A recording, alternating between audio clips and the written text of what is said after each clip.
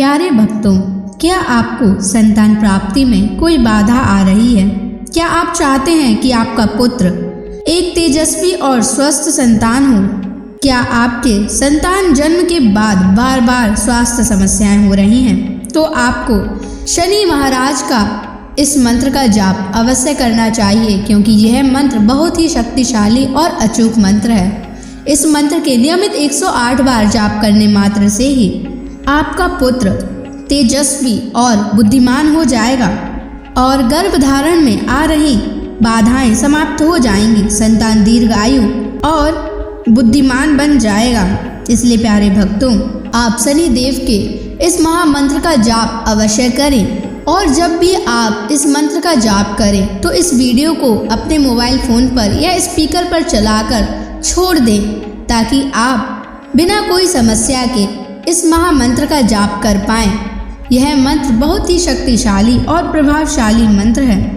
इस मंत्र के जाप से पुत्र प्राप्ति के योग भी प्रबल होते हैं और संतान का जीवन सुरक्षित और सुखद होता है। घर में खुशहाली और समृद्धि बनी रहती है। इसलिए प्यारे भक्तों, अगर आप भी चाहते हैं कि आपका पुत्र हमेशा खुश रहे, तो आप इस मंत्र का जाप अवश्य करें और नियमित 108 बार करें और पूरी श्रद्धा के साथ करें। तभी आप शनि महाराज के असीम कृपा के भागी बन पाओगे। और अगर आप शनि देव का आशीर्वाद प्राप्त करना चाहते हैं तो इस वीडियो को लाइक और चैनल को सब्सक्राइब जरूर कर दीजिए और कमेंट बॉक्स में जय शनि महाराज अवश्य लिख दीजिए। तो चलिए भक्तों, मंत्र का जाप करना प्रारंभ करते हैं। ओम ह्रीं श्रीं क्लीं शन शनैश्चराय महाक्रूराय नमः। ओम ह्रीं श्रीं क्लीं शन शनैश्चराय महाक्रूराय नमः। ओम ह्रीं श्रीं क्लीं शन शनैश्चराय महाक्रूराय नमः। ओम ह्रीं श्रीं क्लीं शन शनैश्चराय महाक्रूराय नमः। ओम ह्रीं श्रीं क्लीं शन शनैश्चराय महाक्रूराय नमः। ओम ह्रीं श्रीं क्लीं शन शनैश्चराय महाक्रूराय नमः। ओम ह्रीं श्रीं क्लीं शन शनैश्चराय महाक्रूराय नमः। ओम ह्रीं श्रीं क्लीं शन शनैश्चराय महाक्रूराय नमः। ओम ह्रीं श्रीं क्लीं शन शनैश्चराय महाक्रूराय नमः। ओम ह्रीं श्रीं क्लीं शन शनैश्चराय महाक्रूराय नमः। ओम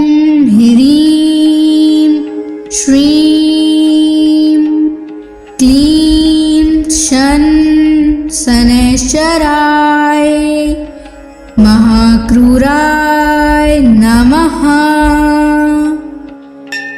ॐ ह्रीं श्रीं क्लीं शनैश्चराय महाक्रूराय नमः। ॐ ह्रीं श्रीं क्लीं शनैश्चराय महाक्रूराय नमः। ॐ ह्रीं श्रीं क्लीं शनैश्चराय महाक्रूराय नमः। ॐ ह्रीं श्रीं क्लीं शनैश्चराय महाक्रूराय नमः। ॐ ह्रीं श्रीं क्लीं शनैश्चराय महाक्रूराय नमः। ॐ ह्रीं श्रीं क्लीं शनैश्चराय महाक्रूराय नमः। ॐ ह्रीं श्रीं क्लीं शनैश्चराय महाक्रूराय नमः। ॐ ह्रीं श्रीं क्लीं शनैश्चराय महाक्रूराय नमः। ॐ ह्रीं श्रीं क्लीं शनैश्चराय महाक्रूराय नमः। ॐ ह्रीं श्रीं क्लीं शनैश्चराय महाक्रूराय नमः। ॐ ह्रीं श्रीं क्लीं शनैश्चराय महाक्रूराय नमः। ॐ ह्रीं श्रीं क्लीं शनैश्चराय महाक्रूराय नमः। ॐ ह्रीं श्रीं क्लीं शनैश्चराय महाक्रूराय नमः। ॐ ह्रीं श्रीं क्लीं शनैश्चराय महाक्रूराय नमः। ॐ ह्रीं श्रीं क्लीं शनैश्चराय महाक्रूराय नमः। ॐ ह्रीं श्रीं क्लीं शनैश्चराय महाक्रूराय नमः। ॐ ह्रीं श्रीं क्लीं शन शनैश्चराय महाक्रूराय नमः। ॐ ह्रीं श्रीं क्लीं शन शनैश्चराय महाक्रूराय नमः। ॐ ह्रीं श्रीं क्लीं शन शनैश्चराय महाक्रूराय नमः। ॐ ह्रीं श्रीं क्लीं शन शनैश्चराय महाक्रूराय नमः। ॐ ह्रीं श्रीं क्लीं शन शनैश्चराय महाक्रूराय नमः। ॐ ह्रीं श्रीं क्लीं शन शनैश्चराय महाक्रूराय नमः। ॐ ह्रीं श्रीं क्लीं शन शनैश्चराय महाक्रूराय नमः। ॐ ह्रीं श्रीं क्लीं शन शनैश्चराय महाक्रूराय नमः। ॐ ह्रीं श्रीं क्लीं शन शनैश्चराय महाक्रूराय नमः।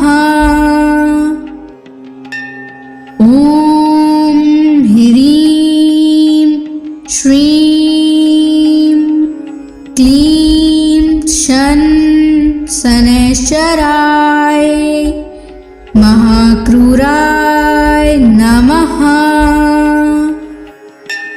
ॐ ह्रीं श्रीं क्लीं शन शनैश्चराय महाक्रूराय नमः। ॐ ह्रीं श्रीं क्लीं शन शनैश्चराय महाक्रूराय नमः।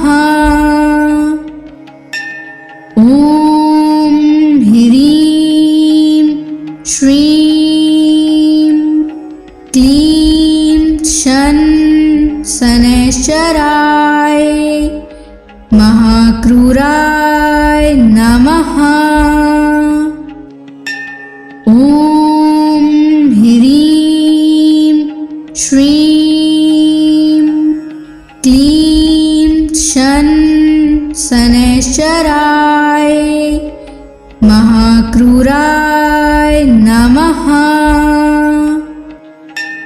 ॐ ह्रीं श्रीं क्लीं शन शनैश्चराय महाक्रूराय नमः।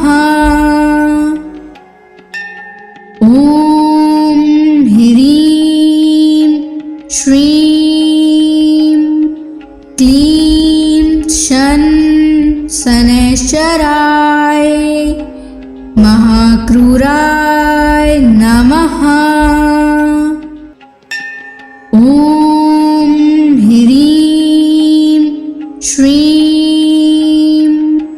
क्लीं शन शनैश्चराय महाक्रूराय नमः।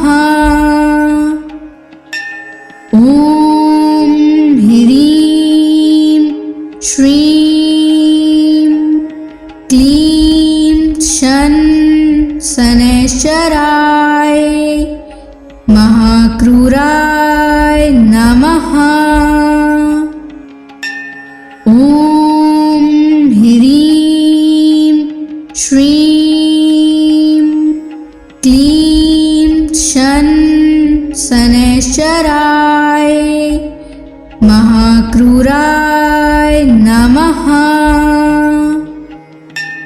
ॐ ह्रीं श्रीं क्लीं शन शनैश्चराय महाक्रूराय नमः। ॐ ह्रीं श्रीं क्लीं शन शनैश्चराय महाक्रूराय नमः। ॐ ह्रीं श्रीं क्लीं शन शनैश्चराय महाक्रूराय नमः। ॐ ह्रीं श्रीं क्लीं शन शनैश्चराय महाक्रूराय नमः। ॐ ह्रीं श्रीं क्लीं शन शनैश्चराय महाक्रूराय नमः। ॐ ह्रीं श्रीं क्लीं शन शनैश्चराय महाक्रूराय नमः। ॐ ह्रीं श्रीं क्लीं शन शनैश्चराय महाक्रूराय नमः। ॐ ह्रीं श्रीं क्लीं शन शनैश्चराय महाक्रूराय नमः। ॐ ह्रीं श्रीं क्लीं शन शनैश्चराय महाक्रूराय नमः। ॐ ह्रीं श्रीं क्लीं शन शनैश्चराय महाक्रूराय नमः। ॐ ह्रीं श्रीं क्लीं शन शनैश्चराय महाक्रूराय नमः। ॐ ह्रीं श्रीं क्लीं शन शनैश्चराय महाक्रूराय नमः। ॐ ह्रीं श्रीं क्लीं शन शनैश्चराय महाक्रूराय नमः।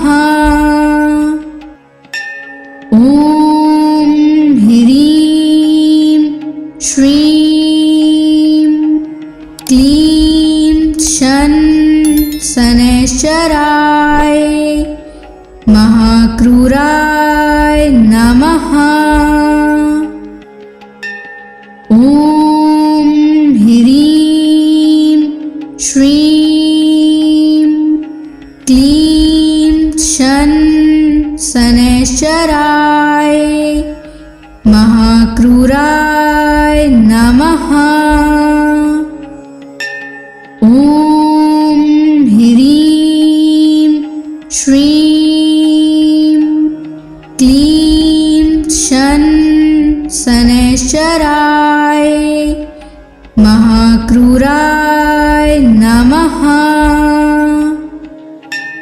ॐ ह्रीं श्रीं क्लीं शन शनैश्चराय महाक्रूराय नमः। ॐ ह्रीं श्रीं क्लीं शन शनैश्चराय महाक्रूराय नमः। ॐ ह्रीं श्रीं क्लीं शन शनैश्चराय महाक्रूराय नमः। ॐ ह्रीं श्रीं क्लीं शन शनैश्चराय महाक्रूराय नमः। ॐ ह्रीं श्रीं क्लीं शन शनैश्चराय महाक्रूराय नमः। ॐ ह्रीं श्रीं क्लीं शन शनैश्चराय महाक्रूराय नमः। ॐ ह्रीं श्रीं क्लीं शन शनैश्चराय महाक्रूराय नमः। ॐ ह्रीं श्रीं क्लीं शन शनैश्चराय महाक्रूराय नमः। ॐ ह्रीं श्रीं क्लीं शन शनैश्चराय महाक्रूराय नमः। ॐ ह्रीं श्रीं क्लीं शन शनैश्चराय महाक्रूराय नमः। ॐ ह्रीं श्रीं क्लीं शन शनैश्चराय महाक्रूराय नमः। ॐ ह्रीं श्रीं क्लीं शन शनैश्चराय महाक्रूराय नमः। ॐ ह्रीं श्रीं क्लीं शन शनैश्चराय महाक्रूराय नमः। ॐ ह्रीं श्रीं क्लीं शन शनैश्चराय महाक्रूराय नमः। ॐ ह्रीं श्रीं क्लीं शन शनैश्चराय महाक्रूराय नमः। ॐ ह्रीं श्रीं क्लीं शन शनैश्चराय महाक्रूराय नमः। ॐ ह्रीं श्रीं क्लीं शन शनैश्चराय महाक्रूराय नमः। ॐ ह्रीं श्रीं क्लीं शन शनैश्चराय महाक्रूराय नमः। ॐ ह्रीं श्रीं क्लीं शन शनैश्चराय महाक्रूराय नमः। ॐ ह्रीं श्रीं क्लीं शन शनैश्चराय महाक्रूराय नमः। ॐ ह्रीं श्रीं क्लीं शन शनैश्चराय महाक्रूराय नमः। ॐ ह्रीं श्रीं क्लीं शन शनैश्चराय महाक्रूराय नमः। ॐ ह्रीं श्रीं क्लीं शन शनैश्चराय महाक्रूराय नमः। ॐ ह्रीं श्रीं क्लीं शन शनैश्चराय महाक्रूराय नमः। ॐ ह्रीं श्रीं क्लीं शन शनैश्चराय महाक्रूराय नमः। ॐ ह्रीं श्रीं क्लीं शन शनैश्चराय महाक्रूराय नमः। ॐ ह्रीं श्रीं क्लीं शन शनैश्चराय महाक्रूराय नमः। ॐ ह्रीं श्रीं क्लीं शन शनैश्चराय महाक्रूराय नमः। ॐ ह्रीं श्रीं क्लीं शन शनैश्चराय महाक्रूराय नमः। ॐ ह्रीं श्रीं क्लीं शन शनैश्चराय महाक्रूराय नमः। ॐ ह्रीं श्रीं क्लीं शन शनैश्चराय महाक्रूराय नमः।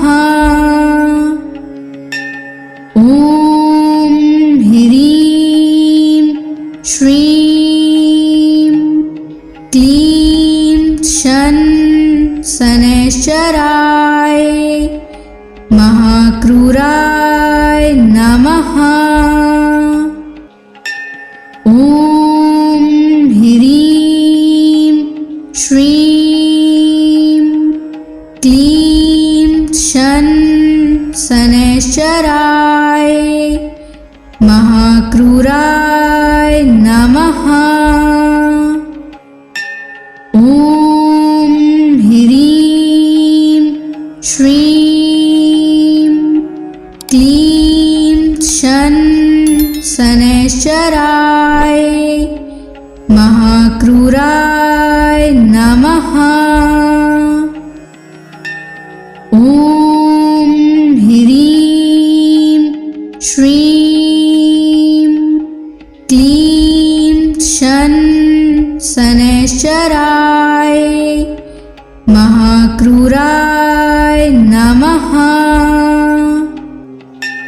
ॐ ह्रीं श्रीं क्लीं शन शनैश्चराय महाक्रूराय नमः। ॐ ह्रीं श्रीं क्लीं शन शनैश्चराय महाक्रूराय नमः। ॐ ह्रीं श्रीं क्लीं शन शनैश्चराय महाक्रूराय नमः। ॐ ह्रीं श्रीं क्लीं शन शनैश्चराय महाक्रूराय नमः। ॐ ह्रीं श्रीं क्लीं शन शनैश्चराय महाक्रूराय नमः। ॐ ह्रीं श्रीं क्लीं शन शनैश्चराय महाक्रूराय नमः।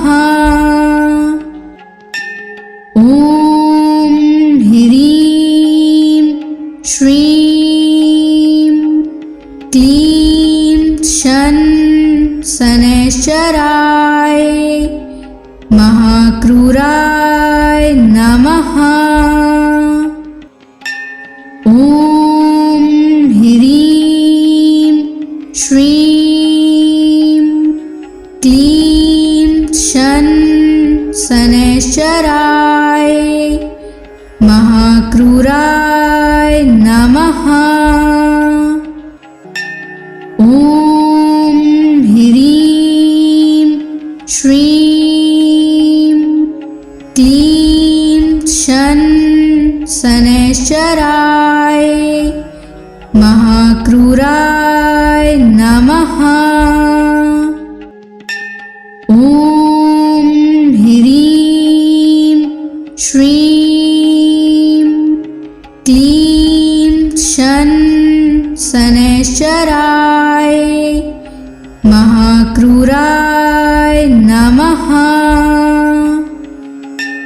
ॐ ह्रीं श्रीं क्लीं शन शनैश्चराय महाक्रूराय नमः। ॐ ह्रीं श्रीं क्लीं शन शनैश्चराय महाक्रूराय नमः। ॐ ह्रीं श्रीं क्लीं शन शनैश्चराय महाक्रूराय नमः। ॐ ह्रीं श्रीं क्लीं शन शनैश्चराय महाक्रूराय नमः। ॐ ह्रीं श्रीं क्लीं शन शनैश्चराय महाक्रूराय नमः। ॐ ह्रीं श्रीं क्लीं शन शनैश्चराय महाक्रूराय नमः। ॐ ह्रीं श्रीं क्लीं शन शनैश्चराय महाक्रूराय नमः। ॐ ह्रीं श्रीं क्लीं शन शनैश्चराय महाक्रूराय नमः।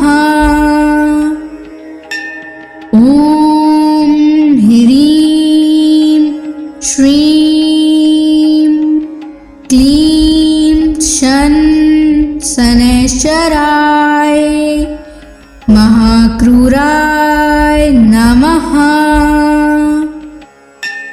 ॐ ह्रीं श्रीं क्लीं शन शनैश्चराय महाक्रूराय नमः। ॐ ह्रीं श्रीं क्लीं शन शनैश्चराय महाक्रूराय नमः। ॐ ह्रीं श्रीं क्लीं शन शनैश्चराय महाक्रूराय नमः। ॐ ह्रीं श्रीं क्लीं शन शनैश्चराय महाक्रूराय नमः। ॐ ह्रीं श्रीं क्लीं शन शनैश्चराय महाक्रूराय नमः। ॐ ह्रीं श्रीं क्लीं शन शनैश्चराय महाक्रूराय नमः। ॐ ह्रीं श्रीं क्लीं शन शनैश्चराय महाक्रूराय नमः। ॐ ह्रीं श्रीं क्लीं शन शनैश्चराय महाक्रूराय नमः।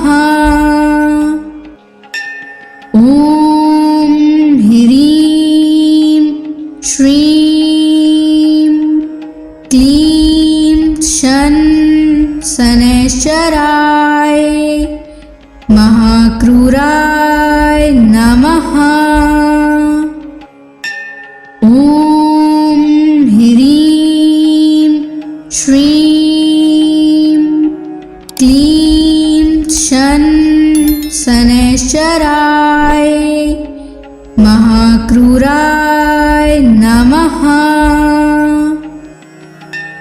ॐ ह्रीं श्रीं क्लीं शन शनैश्चराय महाक्रूराय नमः। ॐ ह्रीं श्रीं क्लीं शन शनैश्चराय महाक्रूराय नमः। ॐ ह्रीं श्रीं क्लीं शन शनैश्चराय महाक्रूराय नमः। ॐ ह्रीं श्रीं क्लीं शन शनैश्चराय महाक्रूराय नमः। ॐ ह्रीं श्रीं क्लीं शन शनैश्चराय महाक्रूराय नमः। ॐ ह्रीं श्रीं क्लीं शन शनैश्चराय महाक्रूराय नमः। ॐ ह्रीं श्रीं क्लीं शन शनैश्चराय महाक्रूराय नमः। ॐ ह्रीं श्रीं क्लीं शन शनैश्चराय महाक्रूराय नमः। ॐ ह्रीं श्रीं क्लीं शन शनैश्चराय महाक्रूराय नमः। ॐ ह्रीं श्रीं क्लीं शन शनैश्चराय महाक्रूराय नमः। ॐ ह्रीं श्रीं क्लीं शन शनैश्चराय महाक्रूराय नमः। ॐ ह्रीं श्रीं क्लीं शन शनैश्चराय महाक्रूराय नमः। ॐ ह्रीं श्रीं क्लीं शन शनैश्चराय महाक्रूराय नमः। ॐ ह्रीं श्रीं क्लीं शन शनैश्चराय महाक्रूराय नमः। ॐ ह्रीं श्रीं क्लीं शन शनैश्चराय महाक्रूराय नमः। ॐ ह्रीं श्रीं क्लीं शन शनैश्चराय महाक्रूराय नमः। ॐ ह्रीं श्रीं क्लीं शन शनैश्चराय महाक्रूराय नमः। ॐ ह्रीं श्रीं क्लीं शन शनैश्चराय महाक्रूराय नमः। ॐ ह्रीं श्रीं क्लीं शन शनैश्चराय महाक्रूराय नमः। ॐ ह्रीं श्रीं क्लीं शन शनैश्चराय महाक्रूराय नमः। ॐ ह्रीं श्रीं क्लीं शन शनैश्चराय महाक्रूराय नमः। ॐ ह्रीं श्रीं क्लीं शन शनैश्चराय महाक्रूराय नमः। ॐ ह्रीं श्रीं क्लीं शन शनैश्चराय महाक्रूराय नमः। ॐ ह्रीं श्रीं क्लीं शन शनैश्चराय महाक्रूराय नमः। ॐ ह्रीं श्रीं क्लीं शन शनैश्चराय महाक्रूराय नमः। ॐ ह्रीं श्रीं क्लीं शन शनैश्चराय महाक्रूराय नमः। ॐ ह्रीं श्रीं क्लीं शन शनैश्चराय महाक्रूराय नमः। ॐ ह्रीं श्रीं क्लीं शन शनैश्चराय महाक्रूराय नमः। ॐ ह्रीं श्रीं क्लीं शन शनैश्चराय महाक्रूराय नमः।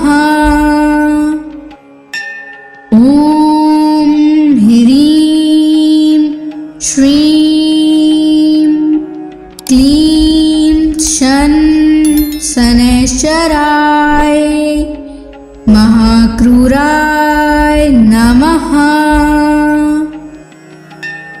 ॐ ह्रीं श्रीं क्लीं शन शनैश्चराय महाक्रूराय नमः। ॐ ह्रीं श्रीं क्लीं शन शनैश्चराय महाक्रूराय नमः। ॐ ह्रीं श्रीं क्लीं शन शनैश्चराय महाक्रूराय नमः। ॐ ह्रीं श्रीं क्लीं शन शनैश्चराय महाक्रूराय नमः। ॐ ह्रीं श्रीं क्लीं शन शनैश्चराय महाक्रूराय नमः।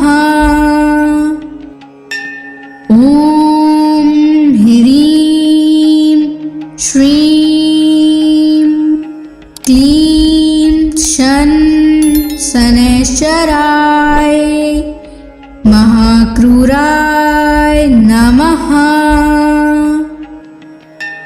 ॐ ह्रीं श्रीं क्लीं शन शनैश्चराय महाक्रूराय नमः।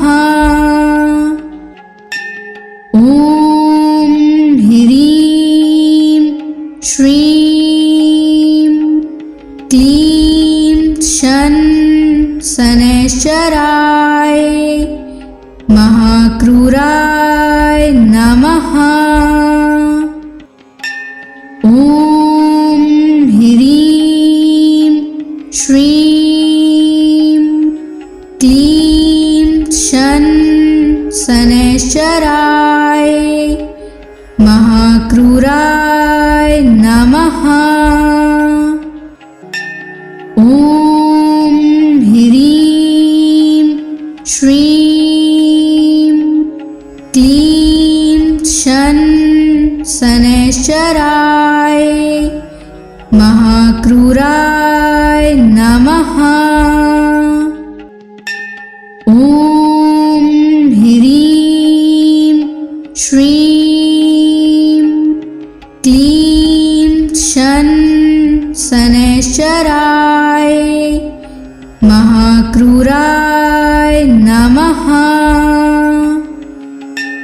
ॐ ह्रीं श्रीं क्लीं शन शनैश्चराय महाक्रूराय नमः।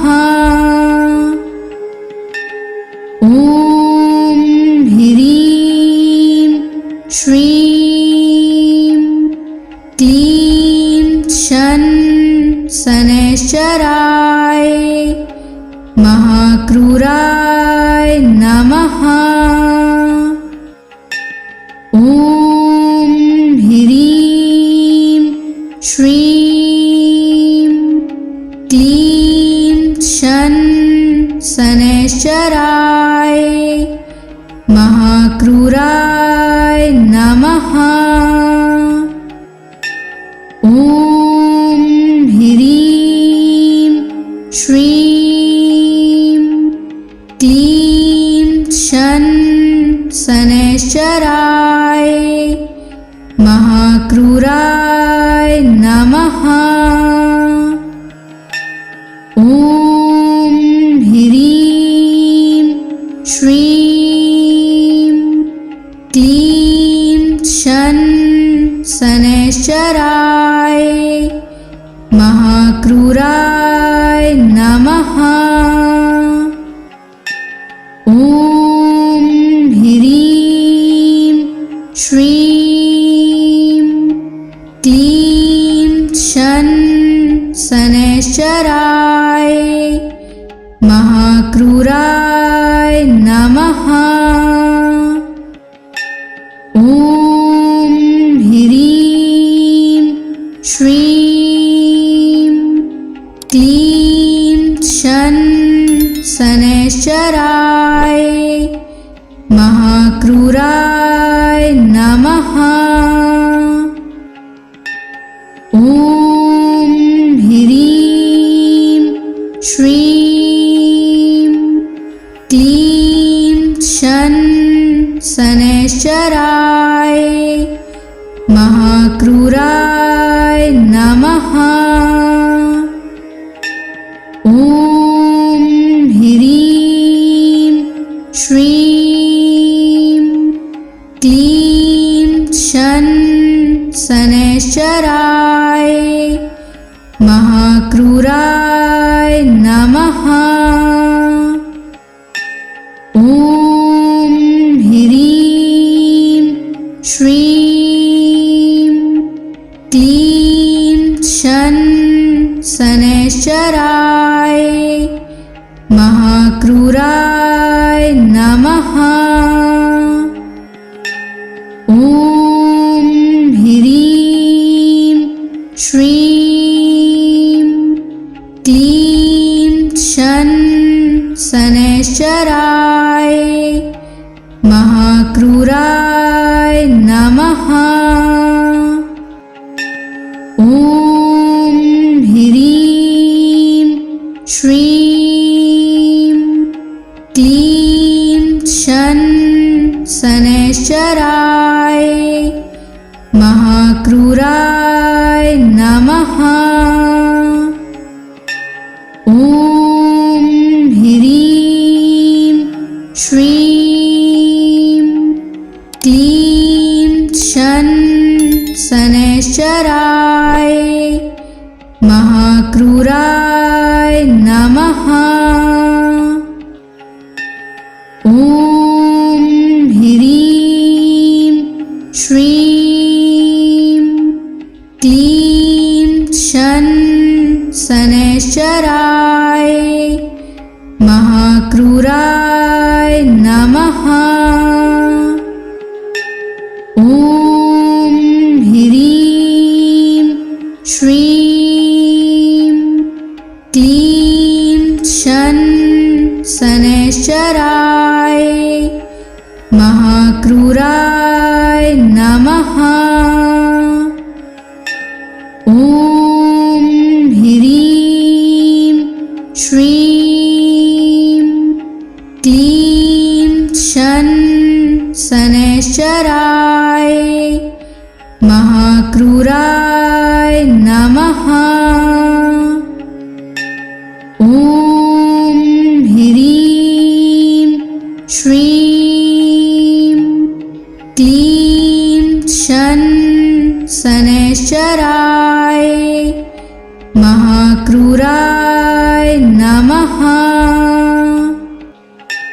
ॐ ह्रीं श्रीं क्लीं शन शनैश्चराय महाक्रूराय नमः। ॐ ह्रीं श्रीं क्लीं शन शनैश्चराय महाक्रूराय नमः। ॐ ह्रीं श्रीं क्लीं शन शनैश्चराय महाक्रूराय नमः। ॐ ह्रीं श्रीं क्लीं शन शनैश्चराय महाक्रूराय नमः। ॐ ह्रीं श्रीं क्लीं शन शनैश्चराय महाक्रूराय नमः। ॐ ह्रीं श्रीं क्लीं शन शनैश्चराय महाक्रूराय नमः। ॐ ह्रीं श्रीं क्लीं शन शनैश्चराय महाक्रूराय नमः। ॐ ह्रीं श्रीं क्लीं शन शनैश्चराय महाक्रूराय नमः। ॐ ह्रीं श्रीं क्लीं शन शनैश्चराय महाक्रूराय नमः। ॐ ह्रीं श्रीं क्लीं शन शनैश्चराय महाक्रूराय नमः। ॐ ह्रीं श्रीं क्लीं शन शनैश्चराय महाक्रूराय नमः। ॐ ह्रीं श्रीं क्लीं शन शनैश्चराय महाक्रूराय नमः।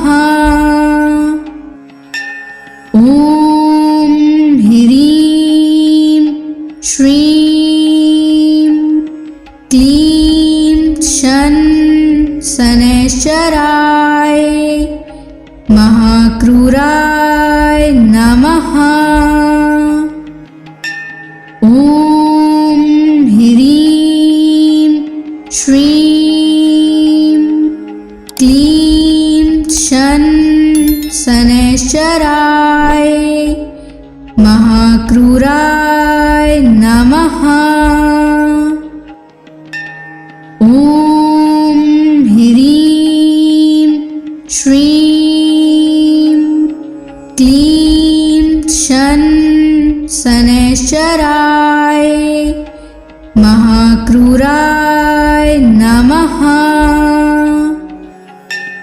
ॐ ह्रीं श्रीं क्लीं शन शनैश्चराय महाक्रूराय नमः। ॐ ह्रीं श्रीं क्लीं शन शनैश्चराय महाक्रूराय नमः। ॐ ह्रीं श्रीं क्लीं शन शनैश्चराय महाक्रूराय नमः। ॐ ह्रीं श्रीं क्लीं शन शनैश्चराय महाक्रूराय नमः। ॐ ह्रीं श्रीं क्लीं शन शनैश्चराय महाक्रूराय